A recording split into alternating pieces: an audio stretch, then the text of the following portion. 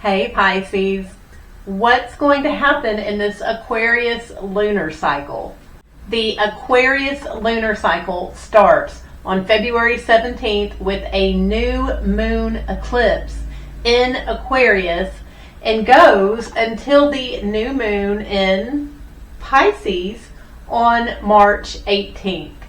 Stick around for what to expect with specific dates, and like and subscribe. Share these videos with anyone you know who may be interested in living their life more in line and in sync with the rhythms of the universe. Let's go ahead and get started. Pisces, this eclipse on February 17th is in your 12th house. This is the house of your subconscious. There is going to be a new start or a new shift that you probably won't even see. You may think this is the most uneventful eclipse ever. However, you will change your mind about something. You will probably most likely have a dream on the night of February 16th or February 17th, indicating something that could be happening in the future or something about what change is occurring. Mars and Pluto are also in Aquarius during this eclipse, so you could find yourself getting angry. You could find yourself being obsessed with someone who has hurt you, or being obsessed with the thought of being a victim. This is stuff that's hard to control. Also during this eclipse, Venus and Mercury are conjunct in Pisces in your first house. So no matter what's going on between your two ears, Pisces, people are going to look at you and think you're pretty. They're going to look at you and say, hey, she's doing well. They're going to speak kindly of you, and you're going to have kind words to say. You may not be feeling it between the two ears, but what comes out of the mouth will be kind and sweet, and people will be saying kind and sweet things about you, even though it may be hard to believe. As with all eclipses, it may take a few weeks or a few months for these energies to play out. The actual eclipse is on February 17th. Then on February 18th, the sun moves in to Pisces. So this is your season, Pisces. This is the time of year where you shine, you are the focus, you are just a little bit more important, as you should be. This is your birthday season, so happy birthday. This is the area of your life, your appearance, who you are being celebrated, that just becomes a little bit more important this time of year in Pisces season. This is part of your yearly routine. Then on February 20th, we have the Saturn-Neptune conjunction. So Saturn and Neptune both have recently entered the sign of Aries. This is your second house. This is the house of finances. This is the house of things you value. This is your possessions. This is beliefs and thought processes that are important to you, the things you value. Saturn is the planet of structure and restriction. It likes discipline. It likes order and rules. It is symbolized by the patriarchy and tradition. Neptune is Pisces' ruling planet. So Neptune likes things soft, ethereal, likes kindness. This is spirituality. Neptune is not at home in Aries. So Aries is dynamic. Aries is the warrior. Aries is impulsive. Your entire life, you've probably had a little bit of a problem with impulsive spending, Pisces. Saturn is there to hold you back a little bit from this, and Neptune is making it a little bit harder to see the details, while at the same time Saturn is screaming that it wants details. This is awkward, uncomfortable energy for the entire planet. It's not just you, but this energy is going on in the second house. So you are trying to structure your finances while maybe not seeing them clearly. You may be feeling more sensitive about the way your money is organized or how your items are arranged and the things that you value are taken care of. We are feeling this energy build up about a week beforehand, and it'll still be there lingering about a week afterwards. Then on the 21st and the 22nd, we are feeling this beautiful energy build up. Venus in your sign, Pisces, making you look good, making you fun to be around. Venus is trining Jupiter. So Jupiter is in that 5th house. These are your creative projects, those sweet kiddos. Something about you looking good is making your kids feel abundant, making them feel protected. So these are beautiful, fun energies that are working together on the 21st and the 22nd. Definitely have fun with the kiddos and enjoying your passion projects that weekend. This is a beautiful energy. Then on February 26th, do not commit to anything, Pisces. Mercury, which is in your sign, in the sign of Pisces, will be stationing to go retrograde. So when a planet stations, it's standing still in the sky before changing directions. It is going to be so easy for you to be confused on the 26th, to not understand what's going on, what people are talking about. The people around you will probably be confused about what you're doing, where you're going. You probably explained it really clearly, and for whatever reason, the message just isn't coming through. Take it easy on the 26th if you can. As with all days when Mercury stands still in the sky, when Mercury stations, traffic is not going to be great. So the collective in general is going to be more easily confused. They're not going to be seeing things straight. They're going to be forgetting where they're going, getting lost in daydreams. When Mercury is retrograde, people are going to be thinking about you. People from your past you'll just come to mind. You'll run into them and they'll be like, oh my gosh, I was thinking about you the other day. You'll have this conversation multiple times over the next few weeks, Pisces. So Mercury is retrograde in the sign of Pisces until March 19th. Also on the 26th, we are feeling the energy build up. So Mars is still in that 12th house, the subconscious house. You're kind of feeling paranoid and angry and easily triggered, not knowing why. Uranus has been going through your 3rd house. So your siblings and neighbors have been all over the place. At this point, they may not even be there. They may have just poofed, vanished without a word, or they're there and just ignoring you. But something about you being paranoid is triggering some weird behavior in them, or for them just to pull back and not be there. We're feeling this energy build up on the 26th. It comes exact on the 27th, Pisces.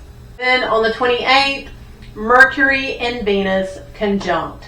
So this is sweet words. This is thinking about money. This is thinking about having fun and enjoyment. This is telling great jokes. Be sure to tell some jokes on the 28th, Pisces. This will be a time when people are just compelled to speak sweetly about you, to talk about how nice you are, how wonderful you are, how good you look, Pisces. This is a fast-moving energy, but it does come exact on the 28th. Then on Monday, March 2nd, you are going to have the best night's sleep ever. So Mars is moving into Pisces. So it's out of that subconscious house. You're not going to be tossing and turning. Your regular sleep patterns are going to come back. You're going to wake up on the 3rd with lots of energy. When Mars is in your 1st house, you just are ready to go. You're going to jump out of bed in the morning. You're going to want to conquer the world, go after things. This is an excellent time to start an exercise routine. Mars is in Pisces until April 8th. And that brings us to February 3rd. This is the full moon eclipse in Virgo. This is your 7th house, Pisces. This may be a time of letting go of someone who has been in your life for a long time. This could be information coming out about one of your partnerships or your spouse. There is something coming to fruition around a person in your life who has been there long term, that you have had a long-term relationship with. You will be feeling this energy build up for about a week beforehand, and like all eclipses, it can take a few weeks or a few months to play out. You may see this energy happen though on the 3rd, the day of the eclipse. This eclipse is at 12 degrees and 54 minutes of Virgo. Any planets that you have near or around the 12 or 13 degree mark will definitely be affected by this eclipse. Then on March 4th, Venus sextiles Uranus. So Venus is still in that first house, making you look good, letting you have a lot of fun. And that sextile to Uranus, something about the neighborhood is causing some kind of surprise fun or glow up for you. This is an interesting energy. It has definitely got the potential to be something you remember, something that you talk about. This could definitely be you looking good in an unusual way in the neighborhood or with your siblings. This is a fast-moving energy that is on February 4th. Then on February 6th through the 10th, we have a bit of an energy flow. This can look a lot like an impulsive big purchase, maybe something that you decide you want to get for your kids or your creative projects. Let's go through this. So on 6th, Venus enters Aries. So Venus is the planet of luxury, of fun. It likes to sit back, kind of be a little lazy, let people serve her. However, when Venus is in Aries, Aries is ruled by Mars. This is the energy of the warrior. Venus in Aries goes after what they want. They go to conquer and get what it is that they desire. This is very much an impulsive, I am going to get what I want when I want it type of energy. Aries rules your second house. This is your finances. This is your possessions, the things that you value. The next day on the 7th, Venus conjuncts Neptune. Now, Neptune doesn't like boundaries. Neptune likes to feel things, likes to intuit what's going on. And in the sign of Aries, it is passionate about its intuition. It's impulsive about what it thinks. It sees what it thinks, it intuits. With Venus there, this is going to be seeing things as better than they are, wanting things, desiring things in an impulsive way without actually seeing them clearly. Also on the 7th, we are having a Mercury cazimi in the sign of Pisces. Now, normally I say during a Mercury cazimi to get your journal out, to meditate, to write out brilliant ideas, but this is not a fact-based or detail-oriented sort of Mercury cazimi. This is a Mercury cazimi to maybe start some art projects under, maybe have some ideas for a song you want to write. This is a soft and gentle Mercury cazimi that is not fact-based. This is something you want to feel, you want to intuit, you want to spend time with the divine that day. Then on March 8th, Venus conjuncts Saturn. So we just had all that confusion, all that sensitivity, perhaps too much drinking, and now we are being serious. This is the moment of the weekend to be serious. Pay attention to that fine print. When Venus and Saturn are together, this is a discriminating taste. This is when you are wanting your money just so. Your belongings, the things you value, need to be in order and in the highest standards. This is a fast-moving energy, Pisces, but that is there on the 8th. Then on the 9th, Mercury is still in that first house. People are talking and thinking about you. Mercury trines Jupiter. So you are probably making some promises to the kiddos. Definitely keep those. Jupiter is in that 5th house of sweet children, your passion projects. This is what you do creatively for fun. It's a wonderful, wonderful day to enjoy yourself. Go have fun with the kids. Spend time on your hobbies and the pleasurable things that you are creative with. on the 9th, the energy will naturally be there and you will enjoy yourself. Then on the 10th, Jupiter stations. So Jupiter stands still in the sky before going direct. So Jupiter has been in that 5th house this year, blessing the sweet kiddos, blessing those passion projects and hobbies. When Jupiter stands still in the sky, it is like a double dose of blessings. So people may give you some items to help with the projects. People may say kind words about it. Whatever it is that you enjoy and you're passionate about, definitely spend time with it on the 10th. Also on the 10th, your money is going to be in focus. So Venus in that 2nd house of finances and what we value makes a sextile to Pluto. So you're just this is gonna be the energy of being obsessive about your money, getting it organized and detailed, getting it together. Don't spend all day doing that because Jupiter's in the 5th house and you want to go have fun. But this may be figuring out how you can get what it is that you want and desire and getting into the nitty gritty and figuring out where the money's at, what you can spend.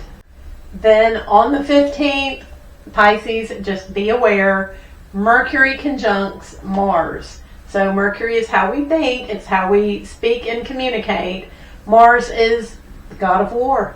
So when these two come together, it is easy to say mean things. We want to. We're at least thinking them. And the impulse will be there to tell people off. When you're out on the road driving that day, you will definitely see some road rage. You're going to want to yell out the window and tell those folks what you think. Just know that energy and that impulse will be there. Try to hold it back. You can't necessarily take back your words once you say them. But that energy is there. It is a fast-moving energy, literally and figuratively, on the 15th. Then we come to the end of the Aquarius lunar cycle. So Pisces, on March 18th, we have the new moon in your sign, Pisces. This is your new moon. So this is a new start or a new shift in the way that you look, in the way that you appear, changing or upgrading who you are. So we will talk more about this new moon in the next lunar horoscope video, but definitely enjoy yourself. Have a wonderful birthday. Please like and subscribe. Share this video with anyone you know who may be interested in living their life more in line and in sync with the universe. And Pisces, I will see you again soon. Thank you for hanging out with me.